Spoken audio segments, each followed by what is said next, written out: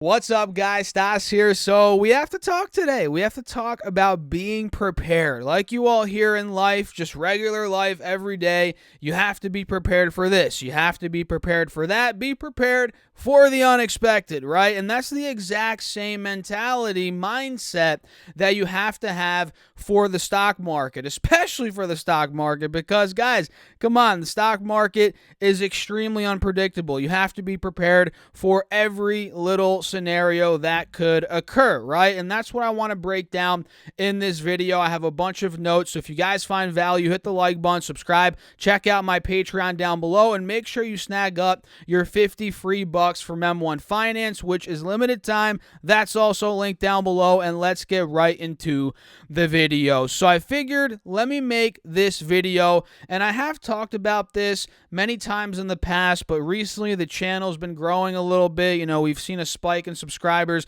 so I want to go over the be prepared video, right? We've talked about these things before, but I want to go over it again, especially now that we're trading pretty close to all-time highs. I mean, SPY at the time that I'm filming this video just hit an all-time high a couple of days ago at 470. QQQ also just hit an all-time high at almost $401.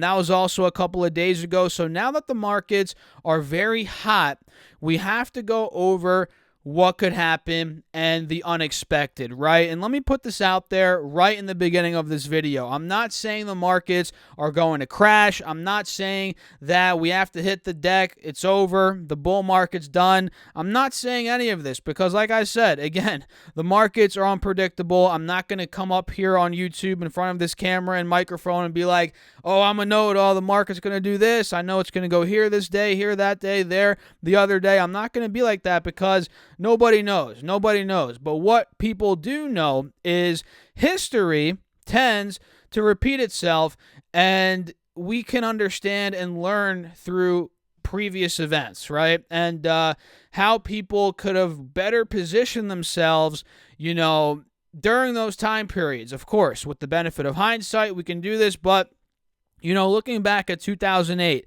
looking back at the dot-com bubble, now with hindsight, we could be like, okay, during those time periods, you know, when the markets were ripping, what could we have done to better prepare ourselves for what happened afterwards? And you guys know what happened. You know, the dot-com bubble burst, the 2008 financial crisis. You know what happened after that. So I want to go over how you can be prepared for the unexpected. Number one, have a game plan, right? Have a game plan. Understand what you want to do when the markets start free falling. You know, have a game plan. Let's say have a list of 5 to 10 stocks, you know, 5, 10 stocks, companies that you fully understand. You understand these businesses, you know, you understand the fundamentals, you understand the financials with the business. You've read through the balance sheet, income statement, cash flow statement, all that stuff, and you truly fully understand it, right? You know, have a list of these types of businesses that you want to put money into and have price targets for these stocks. You know, don't just pick a stock, understand it, and then just dive right into it.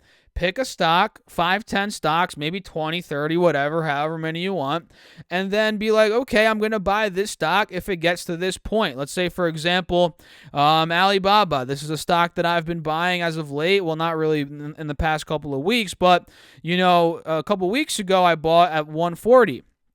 150, you know, as it was free falling from 230 down, I kept telling myself price targets, right? Buy more at 180, buy more at 170, buy more at 160. That's pretty much what I mean there. You know, understand what prices are good deals for certain stocks. You know, just because a stock, the biggest misconception in the markets, guys, is, oh, $3,000 stock, Google's $3,000, it must be expensive, right? Wrong. You know, the price of the stock doesn't necessarily mean it's overvalued or undervalued just from the face value of the dollar amount. It's a lot deeper than that. So really understand undervalued, overvalued, what price targets you want to buy, and stick to your game plan, right? And another thing worth mentioning, don't panic. This is point number 2. Do not panic. There's no need. If you guys look back in history, 2008, 1999, dot-com bubble, 2000. If you were to panic out of the markets, and of course hindsight's 2020, but bear with me here. If you panicked out of the markets, you would have lost out on the huge run-up we've seen up until today. I mean, if I pull up SPY, let's pop it up. Let's see SPY real quick. If I pull it up, you guys can see, let me make my face a bit smaller here. You guys can see SPY back in 99, 2000 was trading, this is crazy, at $142 per share, roughly. Then it sold off to about 83 in 2002, and then we saw a bit of a push to about 160. That was in 08. Then we got the big dump to about $80 again, and then boom, now we're at 470. So if you guys were to panic out in those two crashes, you would have missed out on a lot of money. And I'm looking at this, let's say, from a retirement perspective, right? Let's say you're investing for retirement. Short-term trading is a bit different, right? If you're looking to get in and out in a couple weeks, couple months, it might be a bit different. But if you're looking at long-term retirement investing, let's say you're investing for 20, 30, 40 years out, maybe more, maybe less, depending on how old you are, there's no need to panic out. There really is no need to panic out because you don't even need the money in the short term anyway. I mean, I'm making that assumption because if you're investing in a 401k, Roth IRA, SEP IRA, whatever, you're going to get hit with fees if you take the money out early. So if you're investing for a long-term portfolio, truly long-term, there's no need to panic out. And there's a stat out there, and I'm sure you've actually heard about this.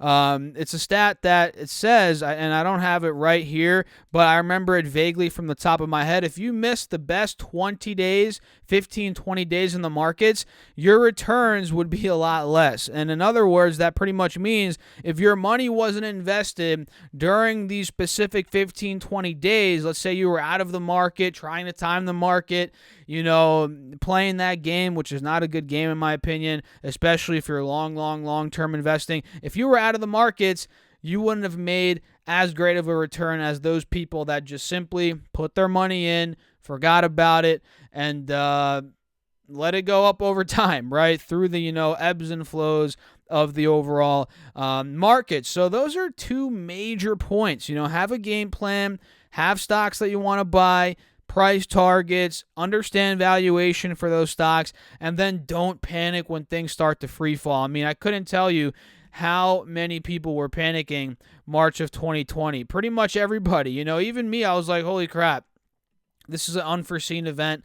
I didn't panic or anything. I didn't sell out of anything like crazy, but a lot of people were like, what's going on? Pandemic? This has never happened. Or, I mean, it's been 100 years since something like this happened. And then, boom, this thing went from 340 to 218. Could you imagine if you bought up a lot of stocks here and then the Fed comes in, boom, they're like, oh, we're going to, flood the markets with money printing, stimulus. If you bought a lot of individual stocks during this crash, you would have been up a crap ton of money. I mean, just the S&P alone doubled. Could you imagine if you bought one of the biggest stocks, or the biggest regrets I have was not buying Square. I mean, Square was a $30 stock. Now it's $230. You could have made almost 10x in Square stock. If you bought it at the bottom, sold at the top, which a lot of people didn't do that. But I'm just giving you all examples here. And another point worth mentioning, which is pretty much like a duh, Stas, that's obvious type of point, is have some cash. This is all relative to the person. Have dry powder, whether it's 10%, 30%, 50%. Honestly, guys, I wouldn't, even though I'm not a financial advisor, I wouldn't advise having 50 to 60, 80% cash. I mean, that's a bit extreme, especially with how much inflation we're seeing right now. I mean, yesterday we got the number for October. It was 0.9%, which is 6.2% annualized. That is a lot of inflation, so I wouldn't want to have 80% cash. But again, do whatever you want. I'm not telling you what to do, but in my opinion, 10 to 30% is that sweet spot because that gives you, as an investor, kind of a cushion. So let's say the markets were to collapse, you'd have your cash, which wouldn't go down as much as some stocks would go down, and then you could actually pick up shares at a discount. Let's say, for example, I want to get into Apple stock. It's trading at 148 right now. Let's say I had some money on the sidelines. And then Apple all of a sudden collapsed to $120 per share. That'd be a drop of 20%. And you having cash, which essentially wouldn't really go down at all. I mean, it would get eaten by inflation a little bit, but it wouldn't get eaten by 20%. You'd be able to take that cash and then flood it into Apple. So I don't want to make this video too long, but that's pretty much it, right? Have a game plan. Don't panic.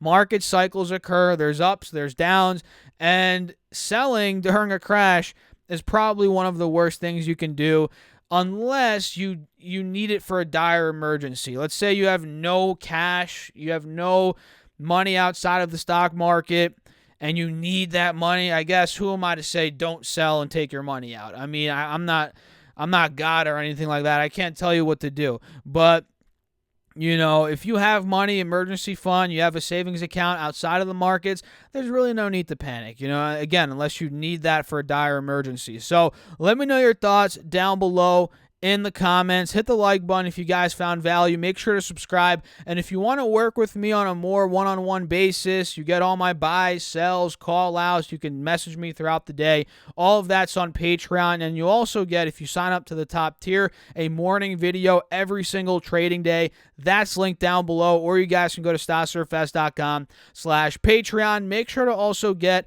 your $50 from M1 Finance, your 2 stocks from Webull, up to $1,600. Both of those, literally, those links give you free money. Check them out. They're linked down below. And that's it. I'll catch you guys in the next video. Thanks for watching. Again, as always, keep crushing the markets. Stay safe out there. I'll catch you in the next one. Peace out.